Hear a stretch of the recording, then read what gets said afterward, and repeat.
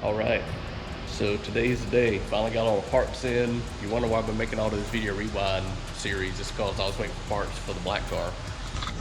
And one of those was a 36-inch long dipstick, so I can actually fill it from up here, because the one I originally got was 24 and I couldn't reach it. So now I've just put 2 gallons of fluid in it.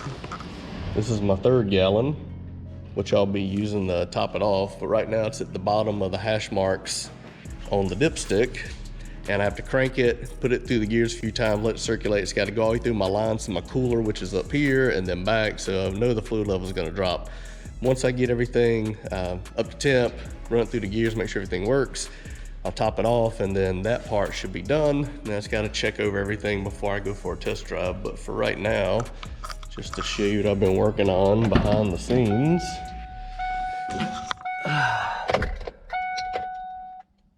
I actually have my transmission temp gauge. I ended up mounted down here like I used to have it. See that? I just put a green bulb, but I got to get my blue LED to match these, but that's it. And my boost controller's here. I need to find a way to mount it, because previously I had it right here. And now I need to figure out, make some little stands or something here and mount it right there. This is my Hurst quarter stick. I took the white ball off and had this billet ball I've had for years, so I put that back on with my shift boot. So right now it actually looks pretty factory there, which I like. I like the factory look. And everything else works. I did a quick test, hit the trans brake, you can hear it. Hit the bump button, you can hear it bump, bump, bump, you know, so all that seems to be working. So now it's just a matter of my notes for wiring there.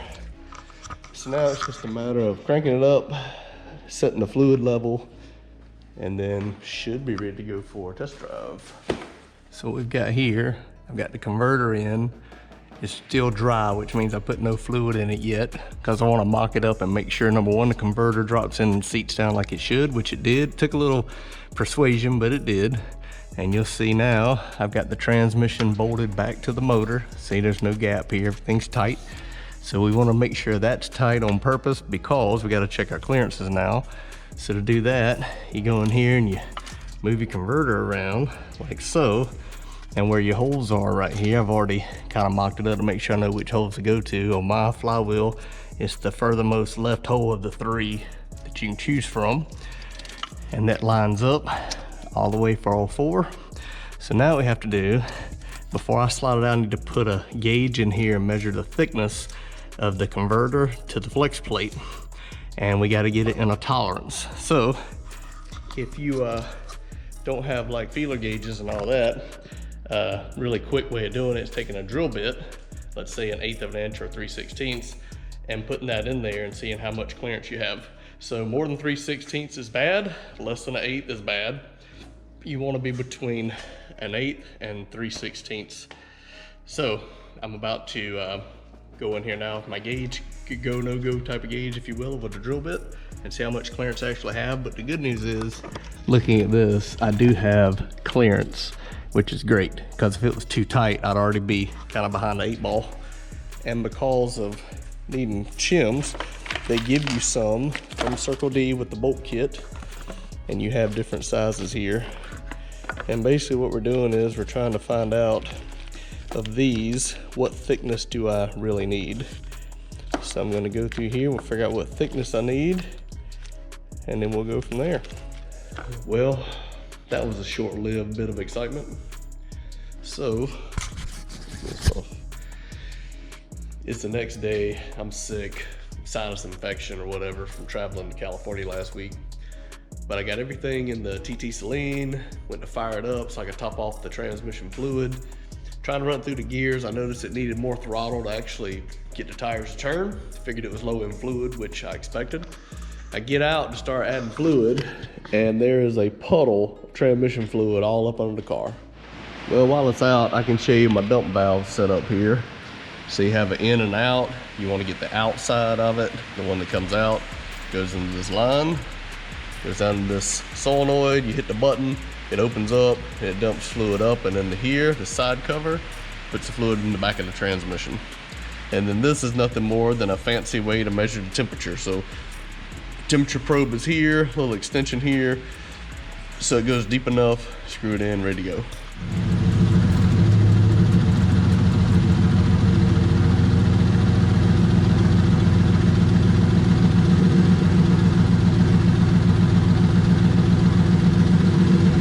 Alright, well, got my temp gauge working now. The body of the housing wasn't grounded, so I had to ground it, and now it's working. Let the car warm up a little bit, but as you can see, it's raining. I just tried to wash all the dust off the car, but right now it is raining. So as you know, 275 Pro drag radials in the rain, no bueno. Especially I'm just trying to test out this new setup. So basically I'm gonna just drive down through the subdivision real quick and come back and see if it's trying to puke any fluid. Hopefully it's not. And then when it dries up, we can take it on a real proper trip. So this trans brake, you gotta put it in neutral, and then you hit the button, and then it backs up, which that's working. Pull it down into first. Pretty good stall.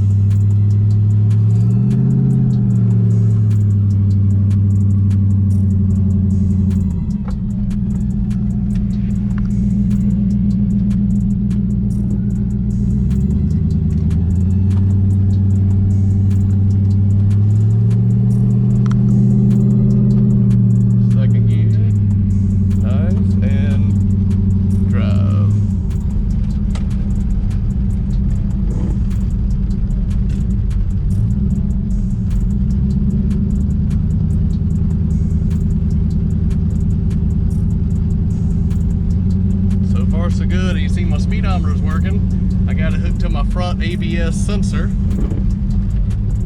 Push it all the way up, that's first.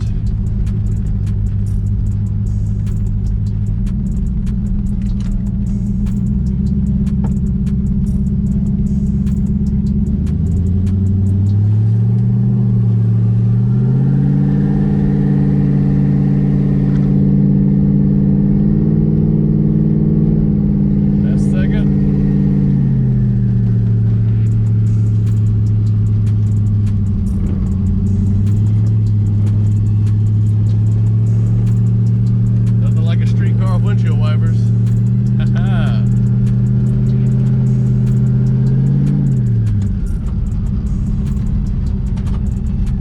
Too bad the roads are wet.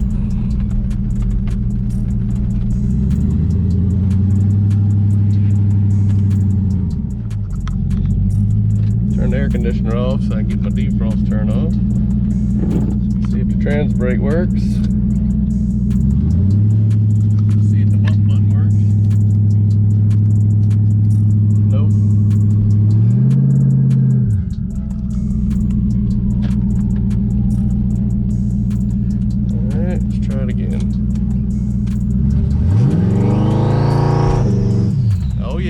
Trans brake works.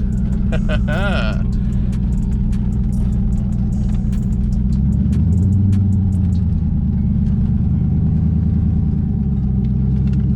the trick is to get back in here and make sure you don't have any leaks.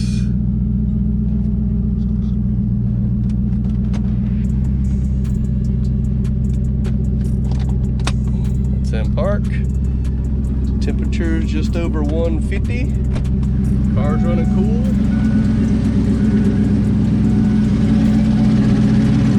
I don't see any leaks. Awesome.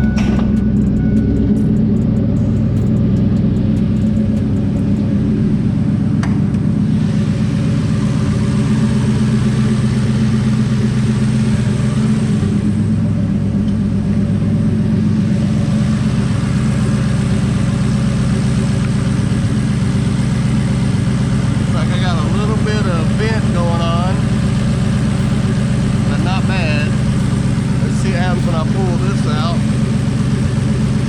yep, it let pressure off, and now you can see it flowing back down to the transmission. So it's definitely building pressure in the tube here. It ain't leaking yet. That's good. That smoke is just water where I washed all the engine.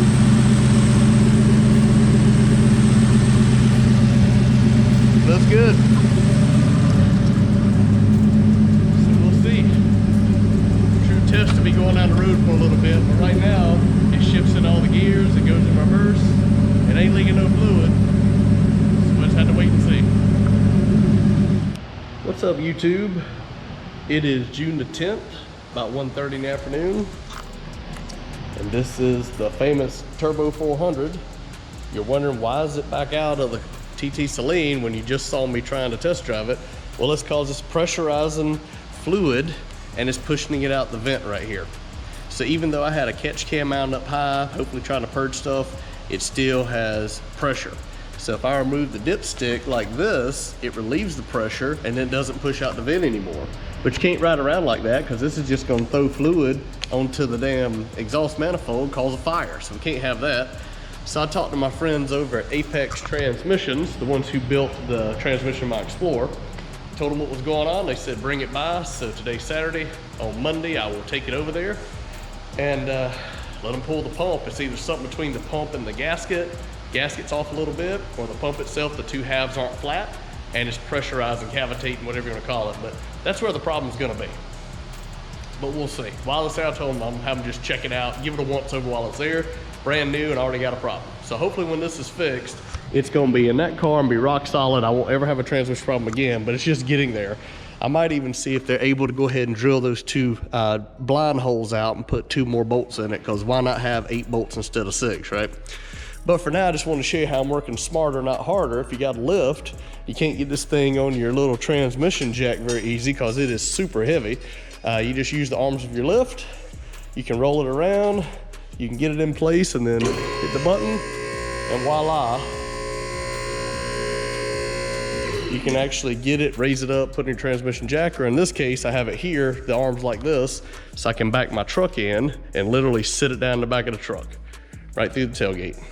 So I'm leaving it like this. I put caps on my fittings here so it doesn't leak. I got my dipstick in so they can not only verify that I got the levels right, but that the dipstick's right. I've already checked it, I know it's right, but you know what, never hurts to let everybody else see what you're working with.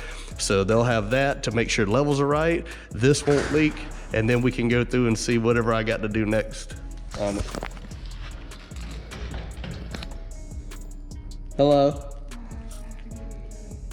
What are you in here for? No, you ain't. I didn't say you could take that car. Who said you could take that car? There ain't no keys in it. Okay.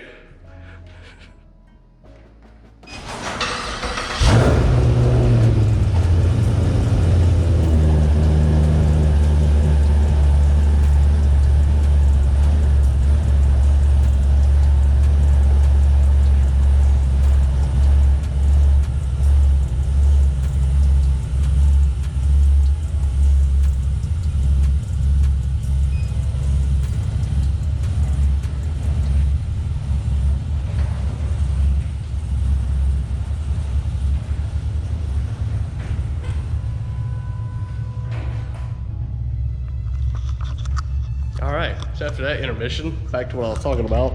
So I can back the truck in here and literally sit this in the back of the truck so you don't have to worry about hurting your back. Because, you know, I feel like I'm as strong as I ever was, but ain't no need to hurt your back. All right, well, hopefully I have another update for you soon. Once I get this there this week, maybe they can go ahead and find the problem pretty quickly. And we'll do an update. We'll see. I'm just ready to get this car back because just driving it through the subdivision was awesome.